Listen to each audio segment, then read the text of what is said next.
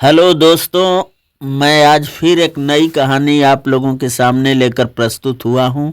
कहानी का नाम है जंगली हवेली। चांदनी रात की निस्तब्धता जंगली रास्ते को और भयावह बना रही थी। दोनों तरफ सुदूर वन्य प्रदेश और नींद की आगोश में शांत पुजारी की भांति खड़े पेड़ पौधे और रास्ता अजगर की पीठ की तरह पसरा हुआ था, जिस पर 4 घोड़ों से सजी धजी बग्गी तेज रफ्तार से दौड़ रही थी। पीछे छूटता हुआ वन्य प्रदेश ऐसा लग रहा था कि उस भागती बग्गी को निगलने की कोशिश कर रहा हो। उस बग्गी पर काले लिबास में लिपटे 4 व्यक्ति और गेरुए लिबास में एक पुजारी से दिखने वाला व्यक्ति बैठा हुआ था। उन काले लिबास वाले व्यक्तियों की कमर में तलवारें झूल रही थीं। एक काले लिबास वाला व्यक्ति जिसके हाथों में उस हवेली का नक्शा था बोला, देखो, यही है उस जंगली हवेली का नक्शा जहां खजाना छिपा हुआ है। पर इस हवेली की भयावहता देखकर तो ऐसा लगता है खजाना शैतानी भी हो सकता है।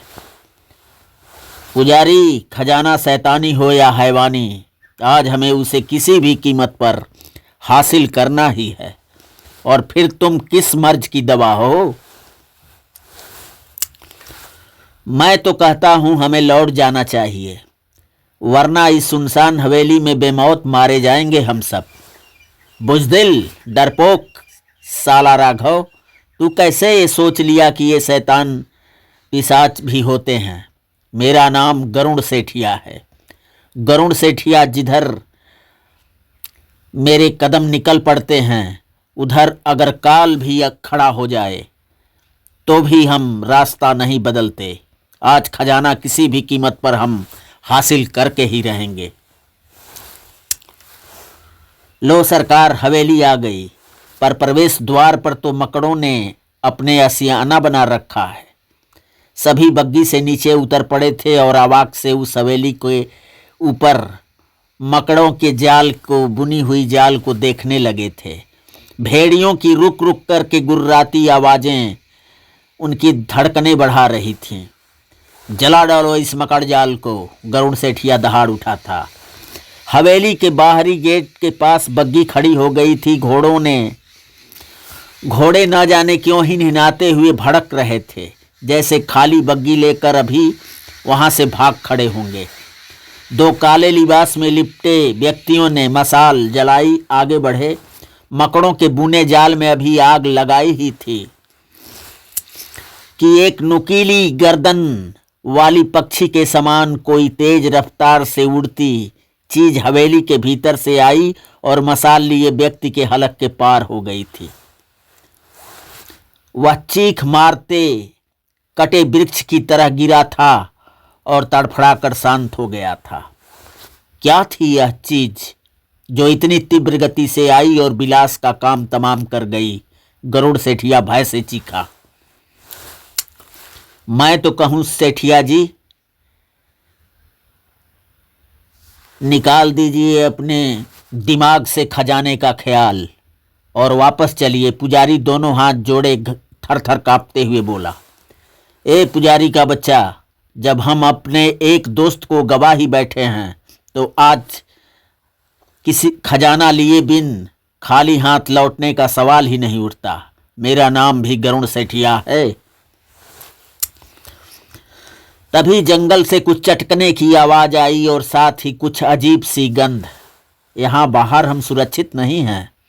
दरवाजे का ताला तोड़ दो, जल्दी करो। लगता है कोई हिंसक जानवर शिकार पर चला है। और राघव के कुल्हाड़ी का एक ही वार ताले को जमीन पर टपका दिया था। राघव ने दरवाजे की कुंडी सरकाई। सभी लोग मसाल के रोशनी में हवेली के भीतर दाखिल हो गए थे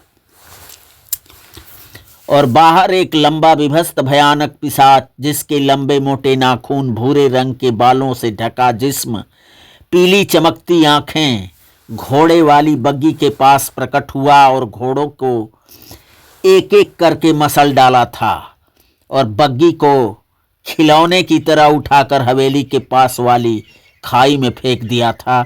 बग्गी के परकच्चे उड़ गए थे। अब वह हवेली की तरफ बढ़ा था।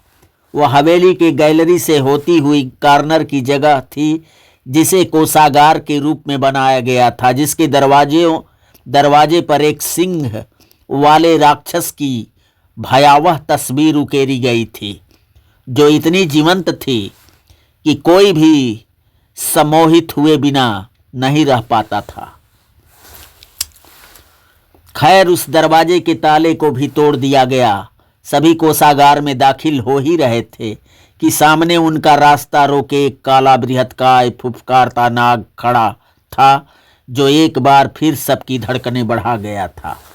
मगर गरुड़ सेठिया इसका इलाज अभी सोच ही रहा था कि उससे पहले नागेश सोपारा ने अपनी पिस्तौल से उसका काम तमाम कर दिया था। ठाय! उधर इनके पीछे कोषागार वाली गैलरी से होती एक गर्म हवा कोषागार तक पहुंचती है और सभी महसूस करते हैं। पुजारी को समझ में आया इन लकड़ी की 2 संदूकों का राज क्या हो सकता है इसमें। गरुड़ सेठिया बोला, जी सरकार, इसी में तो वह खजाना कैद है।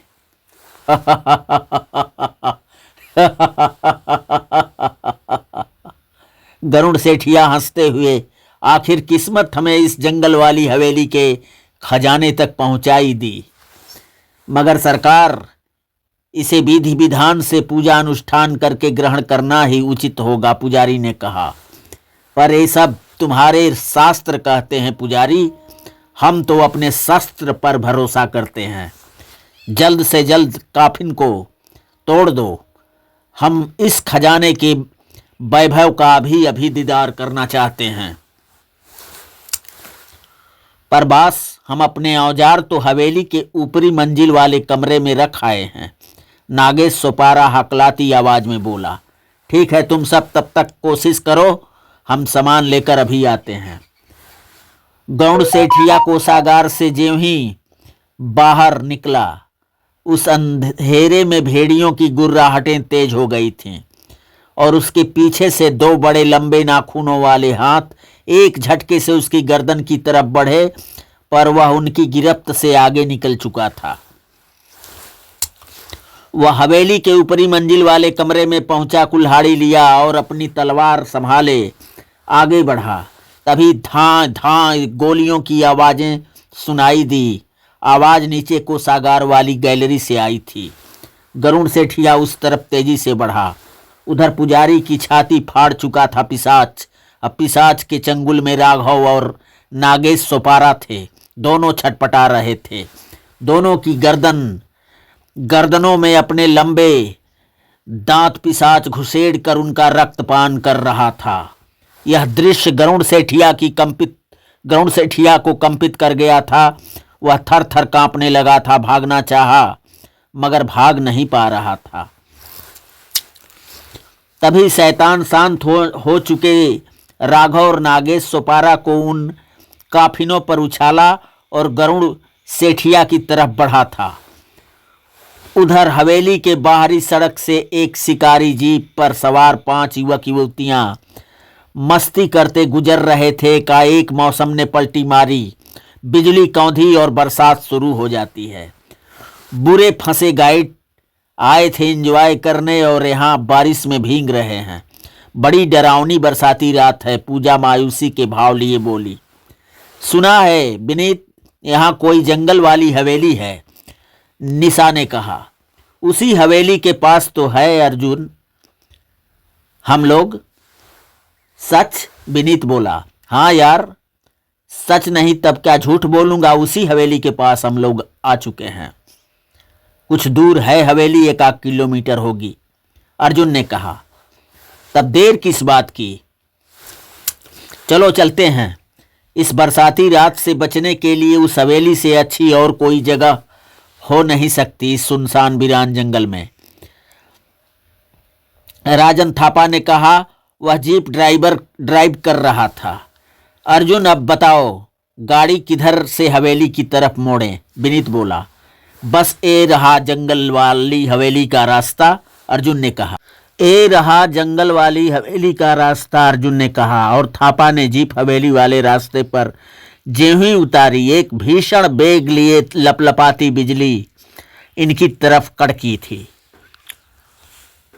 ओ माय गॉड यार, मेरी तो जान ही सूख गई। सभी लड़कियां एक साथ बोलीं और लड़कों से मारे डर के लिपट गई थीं। थापा भी न जाने क्यों जीप वहीं रोक लिया था। उधर गरुड़ सेठिया हाँफते भागते हवेली से निकलता है और बाहरी गेट खोलकर बाहर आता है और इतनी देर तक पिशाच की आहट न पाकर इत्मीनान से रुककर वहीं बाहर खड़ा बारिश में भीगता तेज सांसें ले रहा है। सब कुछ शांत सा है का एहसास करता है, तभी एक भीषण बिजली कड़कती है और दो लंबे बड़े नाखूनों वाले हाथ गरुड़ सेठिया को जकड़ लेते हैं। वह छटपटाता है उसकी गिरफ्त से आज़ाद होने के लिए, मगर नाकाम रहता है। पिशाच के पंजे का भीषण प्रहार गरुड़ सेठिया की छाती फाड़ डालता है और पिशाच उसके गर्म रक्त का पान करने लगता है और नीचे फैला रक्त बारिश में धुलता जाता है। तभी शिकारी जीप के हेडलाइट के प्रकाश में अब हवेली पर पड़ने वाला है कि पिशाच चीख मारता गरुड़ सेठिया को फुर्ती से लिए जंगलों में गुम हो जाता है। दोस्तों, कैसा लगा कहानी का पहला पार्ट? आप लोग इसे लाइक, सब्सक्राइब, कमेंट के माध्यम से हमें बताएं। नमस्ते।